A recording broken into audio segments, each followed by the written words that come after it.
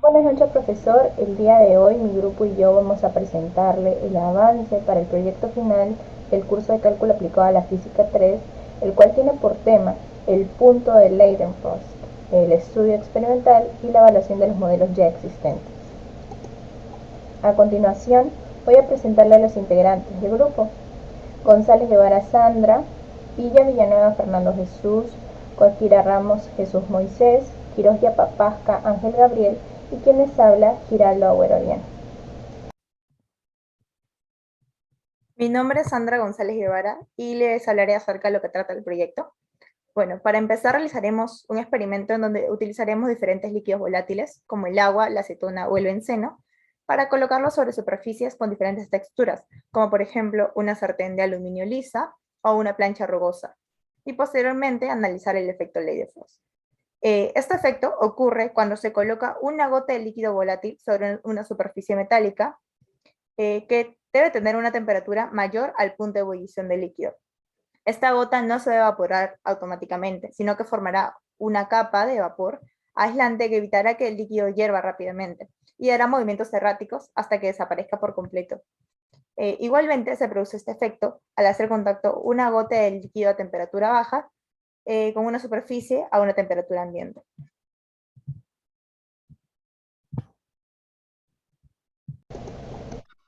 Les voy a hablar acerca de los objetivos del proyecto. Como objetivo general, nosotros tenemos la explicación de una breve descripción del fenómeno que genera el movimiento, la levitación y el desplazamiento de los líquidos. Como objetivos específicos tenemos tres: la demostración de la levitación del líquido por la conductividad térmica, la demostración del movimiento de los líquidos utilizados por el efecto del punto de Leidenfrost y por último el estudio del punto de ebullición de diferentes líquidos que utilizaremos durante la experimentación, como el agua, el alcohol, la cerveza, etcétera.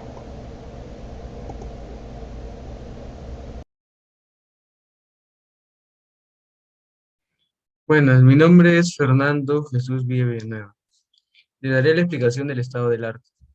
Según la historia, el físico matemático Johann Gottlieb Leidenfrost fue quien, a partir de la experimentación con una cuchara rojo hirviente, dejó caer una gota de agua, probando así que, debido a la alta temperatura del líquido, el líquido experimenta una ebullición violenta. Según conclusiones posteriores, Leidenfrost estableció que cuando la diferencia de temperatura entre el objeto y el líquido es importante, se puede apreciar un fenómeno físico. Dicho fenómeno físico se puede apreciar que el cuerpo se ve recubierto por una capa de vapor que mantiene el líquido aislado. En cambio, cuando la diferencia ya no es significativa, esa capa de vapor desaparece. Existe una relación importante entre el punto de Leidenfrost y el flujo de calor mínimo.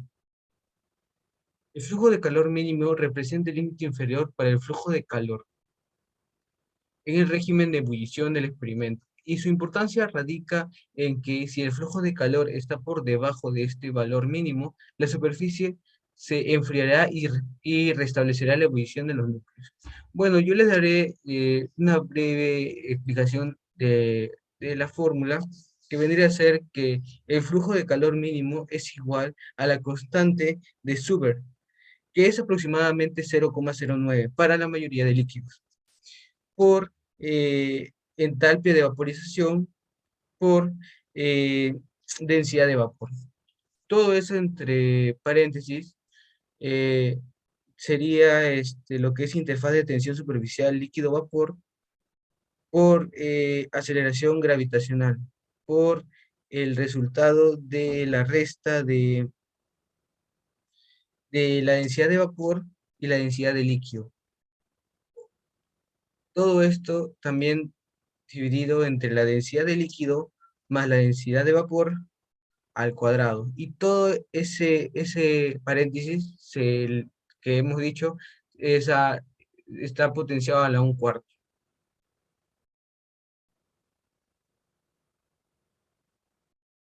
Mi nombre es Jesús Moisés Coaquira Ramos y les hablaré acerca del estado de arte del punto de Leidenfrost.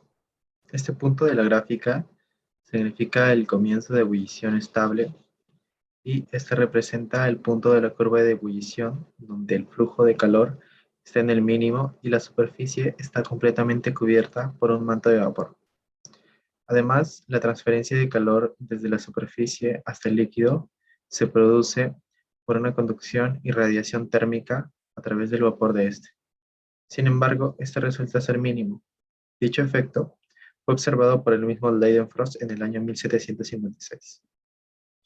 En adición a ello, a medida que la temperatura de la superficie se incrementa, la radiación a través de la película de vapor se vuelve más significativa, y el aumento de temperatura hace aumentar el flujo de calor de radiación. A continuación, un breve video del efecto de Leidenfrost en la forja de espadas antiguamente.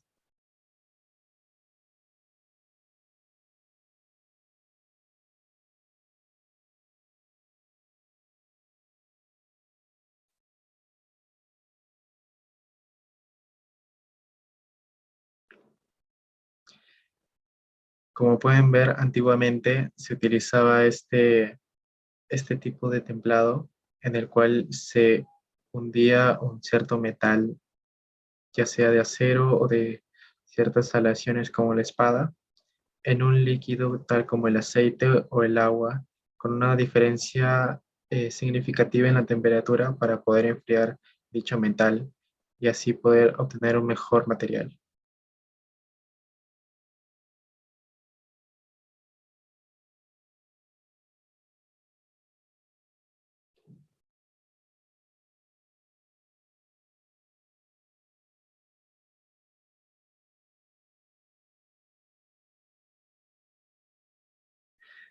Muy bien. Ahora un video más visible y detallado del ya conocido efecto Leidenfrost en una esfera metálica en agua.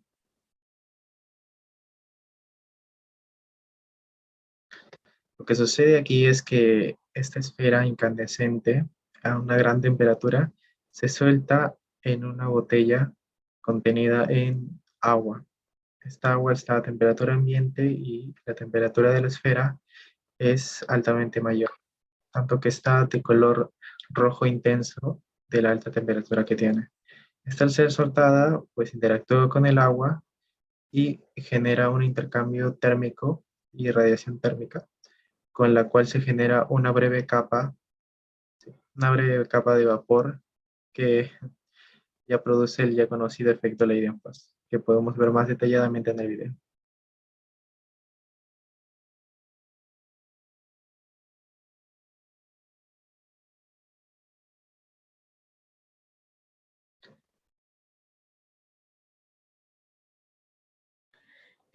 Buenas tardes, profesor.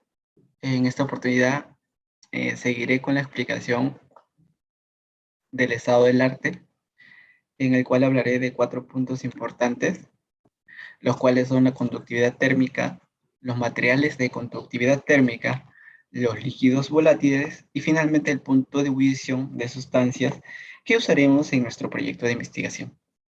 Bueno, primeramente empezaremos con la conductividad térmica. ¿Qué es la conductividad térmica? Es una cualidad física que poseen los materiales conductores, tanto líquidos como sólidos, que nos permiten medir la capacidad de conducción térmica de estos materiales. En este caso vamos a hablar de los conductores sólidos y cómo se transmite el calor a través de ellos. En los sólidos metálicos, el calor se transmite entre sí mediante los electrones libres, tal cual como lo hacía la electricidad con los conductores. El calor será conducido mediante una energía llamada energía vibratoria, que se distribuye a través de sus átomos adyacentes. Esto sucede cuando una sustancia líquida entra en contacto en una superficie supercaliente de un material que sea que tenga conductividad térmica. ¿Y cuáles son estos materiales que tienen conductividad térmica? Bueno, en este caso, para este experimento, esto serían los materiales como el aluminio, el acero, el hierro, entre otros. Bien, los líquidos volátiles. ¿Qué son los líquidos volátiles? Estos líquidos volátiles son sustancias que se evaporan con mucha facilidad al contacto de cualquier superficie, que se encuentra por encima de su punto de ebullición. ¿Pero qué es el punto de ebullición? El punto de ebullición de una sustancia líquida es cuando pasa de un estado líquido a un estado gaseoso.